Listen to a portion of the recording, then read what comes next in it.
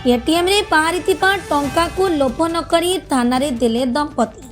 आज भी बंची रही मानविकता। आखि आकरे थिला टंका किंतु लोभ न करी ताहा थाना रे फेराई चर्चारे दंपति। एपरी दृश्य देखा मिली गंजाम जिला भंजनगढ़ सहर रे।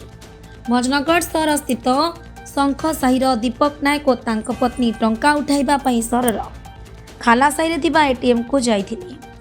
से एटीएम आगरू 8,000 टंका बाहरी थिला।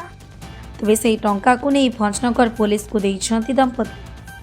तेज जार भी से टंका होइथिबो से सठिक प्रमाण पत्र दे टंका नेबे बोली थाना अधिकारी जीवनानंद जेना कहिथिबा बेले युवकंक एपरी कार्य को ढेर प्रशंसा करिछंती।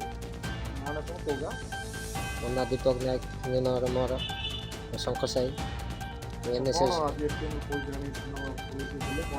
आज्ञा मु खाला से एटीएम जाइली आम लक्ष्मी स्टोर पाखक मु गला पूर्वर 8,000 टाइम बाहरी थे मुझे से पैसाटा को छाड़ी ना आनी बोली भाविली मु कहली जदि न नेबी ता पछरे मोर आड़ सब दोष पड़े आस मुझे नहीं आसिली ता मोर पैसा भी मुझे उठेली 9,500 टका मु रसीद भी बाहर कली ता पछरे आसिली मु भाविली कौन करी कौन ना मु बैंक जन कॉल कली से उठेले प्लस ता पछरे मु गोटे एडवोकेट सह मु कथबार्ता हेली फोन रे कहले गोटे काम कर मुझे सह कथबार्ता हो तुम थाना नहीं हैंडबार कर दियो मु सीधा सह थाना को पलि आसिली आसिक पैसाटा हैंडबार करदेली सार थाना वाला कहले ठाई को कहले धन्यवाद मु जो लोकर पैसा हजी से लोक आम खोजबू बाहर कर देला बाद तुमको डकई देखा करू।